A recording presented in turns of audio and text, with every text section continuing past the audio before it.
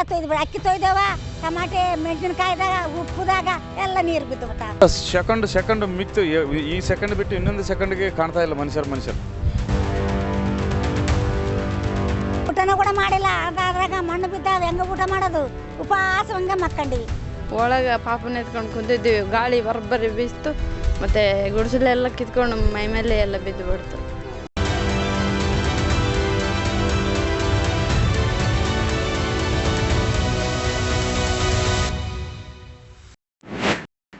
ಪ್ರಿಯ ವೀಕ್ಷಕರೇ ನಮಸ್ಕಾರ. ನಿನ್ನೆ ರಾತ್ರಿ ಹಾವೇರಿಯಲ್ಲಿ ಸುರಿದ ಗಾಳಿ ಮಳೆ ಕೆಲವರಿಗೆ ಅದು ಸಾಮಾನ್ಯ ಮಳೆ ಆಗಿರ್ಬೋದು, ಆದರೆ ಅಲೆಮಾರಿ ಕುಟುಂಬಗಳಿಗೆ ಅದು ಬದುಕನ್ನೇ ಒಡೆದ ರಾತ್ರಿ.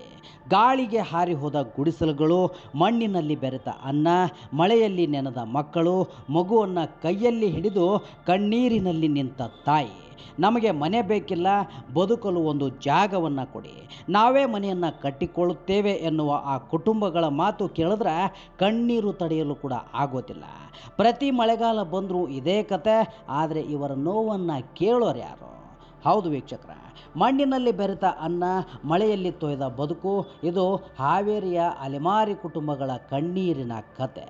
ನಿನ್ನೆ ರಾತ್ರಿ ಸುರಿದ ಭಾರೀ ಗಾಳಿ ಮಳೆಯ ರಭಸಕ್ಕೆ ಹಾವೇರಿ ನಗರದ ಹೊರವಲಯದಲ್ಲಿರುವ ಅಲೆಮಾರಿ ಸಮುದಾಯದವರ ಬದುಕೆ ಅಸ್ತವ್ಯಸ್ತವಾಗಿದೆ. ಗಾಳಿಯ ಅಬ್ಬರಕ್ಕೆ ಗುಡಿಸಲುಗಳ ಮೇಲ್ಛಾವಣಿಗಳು ಹಾರಿ ಹೋಗಿ ಸುಮಾರು 30ಕ್ಕೂ ಹೆಚ್ಚು ಕುಟುಂಬಗಳು ರಾತ್ರಿ ಪೂರ್ತಿ ಮಳೆಯಲ್ಲಿ ನರಳಿವೆ. ಒಂದು ಕಡೆ ಮಳೆ, ಮತ್ತೊಂದು ಕಡೆ ಮಕ್ಕಳ ಅಳಲು.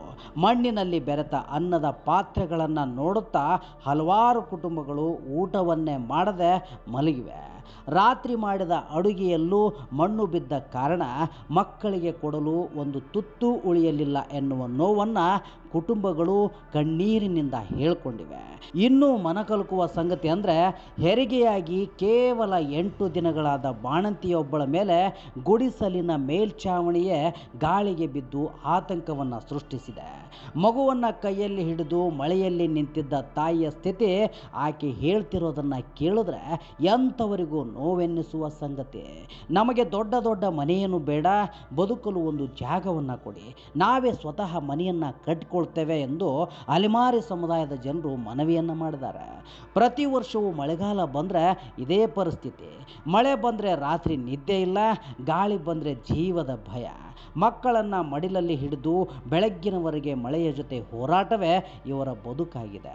ನಿನ್ನೆ ನಡೆದ ಗಾಳಿ ಮಳೆ ಅವಾಂತರದಲ್ಲಿ 4 ರಿಂದ 5 ಜನರಿಗೆ ಗಾಯಗಳೂ ಆಗಿದ್ದು, ಅವರನ್ನು ಸದ್ಯ ಆಸ್ಪತ್ರೆಗೆ ದಾಖಲಿಸಿ ಚಿಕಿತ್ಸೆಯನ್ನು ನೀಡಲಾಗ್ತಿದೆ. ಇನ್ನು ಗಾಳಿಗೆ ಹಾರಿ ಹೋದಂಥ ತಮ್ಮ ಪುಟ್ಟ ಗುಡಿಸಲನ್ನು ಇಂದೂ ಕೂಡ ಕೆಲಸಕ್ಕೆ ಹೋಗದೆ ಮತ್ತೆ ಕಟ್ಕೊಳ್ತಿದ್ದಾರೆ. ಈ ಕುಟುಂಬಗಳು ಹೊಟ್ಟೆಪಾಡಿಗಿಂತ ಮೊದಲು ಮಳೆಯಿಂದ ಮಕ್ಕಳನ್ನು ರಕ್ಷಿಸೋದೇ ಈಗ ಅವರಿಗೆ ದೊಡ್ಡ ಹೋರಾಟ ಆಗಿದೆ. ಈ ಹಿಂದೆ ಹಾವೇರಿಗೆ ಭೇಟಿ ನೀಡಿದ್ದ ಮುಖ್ಯಮಂತ್ರಿ ಸಿದ್ದರಾಮಯ್ಯ ಅವರಿಗೆ ಕೂಡ ಮನೆ ಸಮಸ್ಯೆಯನ್ನು ಕುರಿತು ಮನವಿಯನ್ನು ಸಲ್ಲಿಸಿದ್ದಾಗಿ ಸಮುದಾಯದವರು ತಿಳಿಸಿದ್ದಾರೆ. ಸ್ಥಳೀಯ ಶಾಸಕರ ಮೂಲಕವೂ ಹಲವು ಬಾರಿ ಮನವಿಯನ್ನು ಕೂಡ ಸಲ್ಲಿಸಲಾಗಿದೆ. ಈ ಕುರಿತು ಮಾಹಿತಿಯನ್ನು ಪಡೆದಿರತಕ್ಕಂಥ ಹಾವೇರಿ ಜಿಲ್ಲಾಧಿಕಾರಿಗಳು ಈಗಾಗಲೇ ಅವರಿಗೆ ಕರೆಯನ್ನು ಮಾಡಿ ಮಾತನಾಡಿದ್ದು, ತಾತ್ಕಾಲಿಕವಾಗಿ ಗಂಜಿ ಕೇಂದ್ರ ತೆರೆಯುವ ಭರವಸೆಯನ್ನು ನೀಡಿದ್ದಾರೆ ಎಂದು ತಿಳಿದು ಬಂದಿದೆ.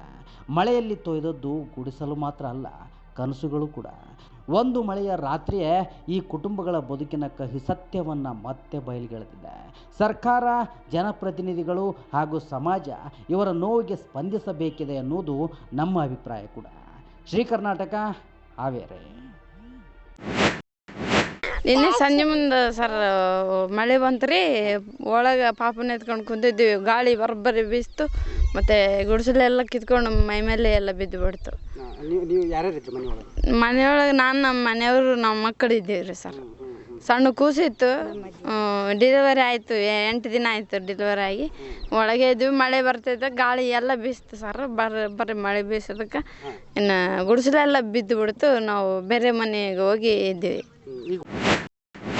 ಹೊಡೆದ್ರೇ ಇನ್ನು ಎಲ್ಲ ಮಳೆ ಬಂತು, ಎಲ್ಲ ತೊಯ್ದುಬಿಟ್ಟು, ಅಕ್ಕಿ ತೊಯ್ದೋಗ್ಬಿಟ್ಟು, ಮತ್ತು ಖಾರ ಎಲ್ಲ ಮೆಣಸಿನ್ಕಾಯಿ ಎಲ್ಲ ಕೌದಿ ಒತ್ಕೊಂಡು, ಕೌದಿ ಕೂಡ ಇಲ್ಲ, ಎಲ್ಲ ಒಣಗಿ ಹಾಕ್ಯಂದಿವಿ. ಅದು ಏನು ಮಾಡಿದ್ವು, ಒಣಗಿ ಹಾಕಿವ ಇಲ್ಲ ನೋಡು, ಎಲ್ಲ ಒಣಗಿ ಹಾಕಿ ಊಟನೂ ಕೂಡ ಮಾಡಿಲ್ಲ. ಅದ್ರಾಗ ಮಣ್ಣು ಬಿದ್ದಾವ, ಹೆಂಗೆ ಊಟ ಮಾಡೋದು? ಉಪವಾಸ ಹಂಗೆ ಮಕ್ಕಂಡಿವಿ. ಮತ್ತು ಮುಂಜಾನೆ ಎದ್ದು ನೋಡಿದ್ರೆ ಎಲ್ಲ ತೊಯ್ದು ಬಿಟ್ಟವ. ಏನು ಮಾಡೋದಪ್ಪ ಅಂತ ನಾವು ಚಿಂತೆ ಮಾಡಿದೆಯಪ್ಪ. ನಮಗೇನು ಬೇಡ ದೇವ್ರೆ, ನಮಗೇನು ಮನೆ ಬೇಕು, ನಮ್ಮ ಮನೆ ಕೂಡ ಕಟ್ಟಬೇಡ್ರಿ, ಸ್ವಲ್ಪ ಜಾಗಂದು ಕೊಟ್ಟರೆ ಸಾಕು ನಮಗೆ. ನಿನ್ನೆ ಸಾಯಂಕಾಲದಿಂದ ಹಿಡಿದುಬಿಟ್ಟು ರಾತ್ರಿ ಕೂಡ ತುಂಬ ಮಳೆಯಾಗಿದೆ. ಆ ಮಳೆ ನಾವು ಎಂದೂ ನೋಡಲಾರ್ದಂಥ ಮಳೆ, ದೊಡ್ಡ ಗಾಳಿ ಮತ್ತು ಮಳೆ ಒಂದೇ ಸಲ ಸೆಕೆಂಡ್ ಮಿಕ್ತು. ಈ ಸೆಕೆಂಡ್ ಬಿಟ್ಟು ಇನ್ನೊಂದು ಸೆಕೆಂಡ್ಗೆ ಕಾಣ್ತಾ ಇಲ್ಲ ಮನುಷ್ಯರು. ಮಕ್ಕಳಿಗೆಲ್ಲ ಕಣ್ಣು ತುಂಬ ಬಾಯಿ ತುಂಬ ಮಣ್ಣು, ಅಡುಗೆ ಮಾಡ್ಕೊಂಡಿದ್ದು ಅನ್ನದಾಗ ಕೂಡ ಮಣ್ಣು, ಬಟ್ಟೆ ಕೌದಿ ಉಪ್ಪು ಖಾರ ಮತ್ತು ದಿನಸುಗಳು ಯಾವುದೇ ರೀತಿಯಲ್ಲೂ ಕೂಡ ಚಿಲ್ಲ ಚಿದ್ರಾಗಿ ಮಣ್ಣು ಪಾಲಾಗೋಗ್ಬಿಟ್ಟಿತ್ತು ಸರ್.